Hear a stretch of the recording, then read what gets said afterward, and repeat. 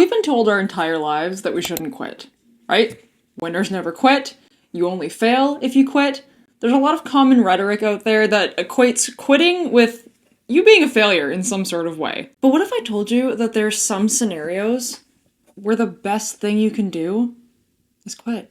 Because I think we've taken this idea of never give up a little bit too far. We equate persistence with being this really positive thing, right? You're determined, you're gonna get what you want. That's how you succeed, is by persisting despite all the obstacles and despite all the challenges. And yes, don't get me wrong, persistence matters. It does. Persistence, discipline, all of those things, we talk about them a lot on here. They're super useful for getting you the things that you want, but sometimes blind persistence is just gonna hurt you a lot more than it's gonna help you. So today I'm gonna take you through 4 different scenarios where you quitting is actually the smarter decision. Because despite the common rhetoric that equates quitting with weakness, they're actually not the same thing. There are some scenarios where you quitting actually demonstrates a really powerful sense of awareness and is actually the necessary step to you unlocking something even better. And I think a lot of these misconceptions about quitting and needing to persist at things has really gone to our heads because we tend to stay in a lot of scenarios in our lives way longer than we need to. Not really because they're good for us, but because we feel like we have to keep going, because we feel like we're a failure if we quit. So going forward, instead of asking yourself, should I quit or should I persist? I want you to ask yourself a different question. What's it costing you if you keep going?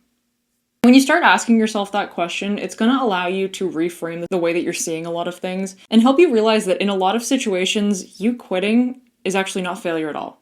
It's the smartest thing that you can do. Which brings me to the first scenario where quitting is going to be beneficial. And that is when you are doing things on autopilot.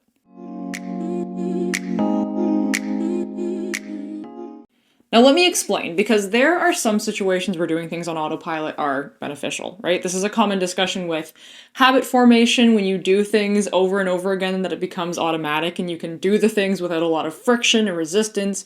Your brain just kind of does it without thinking. But there are situations where this can be flipped into a negative. We've started doing something in order to achieve a goal, and we've done it for so long that has just become the routine, and we don't give a lot of thought to why we're doing the thing. Does it still actually serve us? Is it still actually helping us? Is it getting us any closer to achieving our goal? And you get into this cycle where you're no longer choosing to do the thing, you're just automatically continuing it. And this might be one of those common situations where maybe you set a goal a year ago, 3 years ago, 5 years ago, and despite the fact that it no longer excites you, it no longer aligns with who you really are, you kind of just keep going through the motions because it's what you're used to, right? It's what you've become accustomed to doing during your day-to-day life, and you just move through it without giving it a whole lot of thought at all. So a question I want you to ask yourself, if you think that this might be a pattern that you're in now, is take a moment to sit down and think about the actions that you're taking today and what goal it is that you're trying to work towards by doing that. Does it still excite you? Does it still line up with the person that you're trying to be? If you were to decide today whether or not to start pursuing this goal, would you pursue it? If the answer is no, then that might be a good sign that it's time for you to switch gears. Because humans are not static beings. We're not going to just be one thing and want one thing for the rest of our lives, right? We are constantly changing and evolving. And it's perfectly normal and perfectly fine if your desires and goals and ambitions are going to evolve and change shape over time. And if you sit down and you realize that the goal you're working towards was one you set 5 years ago and it's one that you honestly don't give a fuck about achieving anymore, then you can stop working towards it. It is actually going to be a win for you to throw in the towel and stop doing these things on autopilot for a goal that you don't actually want. Because it frees up a lot of your mental bandwidth and a lot of your time to actually work towards something that you want now. I think sometimes we forget to actually sit down and revisit why we're doing the things that we do. We just do them without thinking. So if you're in this autopilot loop, take a second and ask yourself these questions and see where you land on what you're doing. The second situation where quitting is probably going to be the right move for you is the sunk cost scenario. Now, You may have heard some variation of this in the past, and this is that phenomenon where we feel like we've already invested so much time, so much energy, and so much effort into a thing that despite the fact that it's not what we want, despite the fact that it is not making us happy, not bringing us joy, it's not doing what we want it to do, we've invested so much into it already that we can't bring ourselves to quit because we don't want to scrap all of this effort that we've put in already. This could look like finishing a degree that you have no interest in actually using, or staying in a job you hate for decades because you've already spent years doing it, right? You've already invested all this time. You've already built all these relationships. You've already learned how to do the job. It feels like you would be throwing all of that away if you chose to quit and do something else. But this is actually a really dangerous place to be, because you staying in a situation that you hate and you continuing to pursue something that is not right for you, just because of all the time and effort that you've already invested in it, it's not going to get you your time back, and it's not going to get you your energy back. In fact, it's just going to keep wasting more of it. So that hole that you feel like you've already dug yourself to get to this goal just keeps getting deeper and deeper. And the friction you'd need to overcome to quit and move to something else gets harder and harder and harder. And so this is how people end up stuck in this cycle for years, because the longer you stay in it, the harder it is to break. Because that sunk cost gets bigger and bigger with every passing year. And even though I know it's a really hard pill to swallow, sometimes the best thing you can do is stop digging and get yourself out of that hole.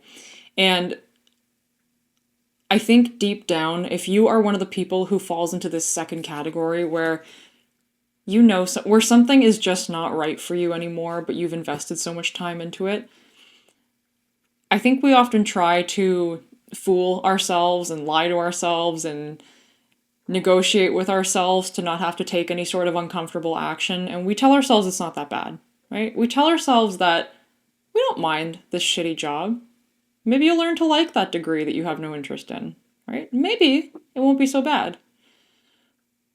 But deep down, you know, right? I think deep down, we all know when we're in that situation. We all know when we're deep in a hole that we don't want to be in.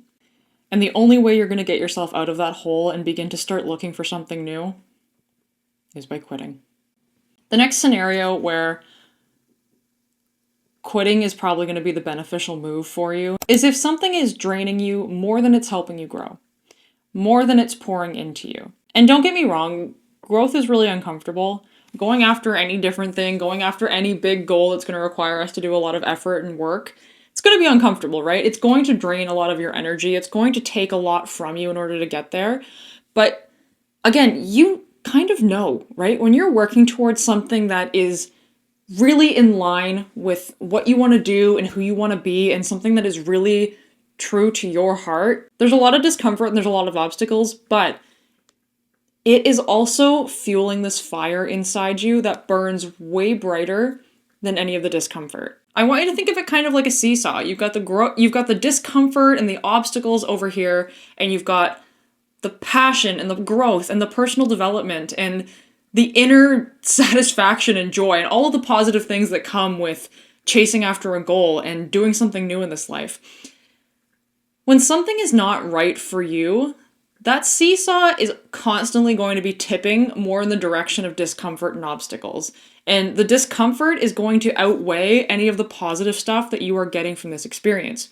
Whereas on the other hand, if you're doing something that is really aligned with who you are, and despite the difficulties you are on the right path, it's probably going to lean a little bit more on the positive sides, right? You're still going to suffer. You're still going to have to put in a lot of work, but it's going to pour so much into you to show up and do that thing that it's going to balance itself out. So there is a difference between something being hard and something being wrong. But again, I think deep down in your gut, you kind of know, right? I don't have to tell you. If you are in a situation where something is sucking all the life out of you and it's not really pouring into your cup at all, I think you know. I think you know that deep in your gut. Even if you haven't quite admitted it to yourself yet, I think you know. I trust that you know. And that kind of inner knowing is worth paying attention to, because your energy is a very important signal. And ignoring that signal doesn't make you strong. It's just going to keep you stuck. So choosing to quit in this scenario isn't failing, and it's not giving up. It is simply about taking back and protecting more of your energy so that you can put it somewhere better, right? We don't have infinite energy. I'm sure you don't need me to tell you that. I think we've all experienced the fact that we do not have infinite energy in this life. It is a finite thing. A common visual that I like to give a lot of my patients that I heard from a doctor a long, long time ago, as it relates to the energy you have throughout the day, is to think of it as a bucket of water, right?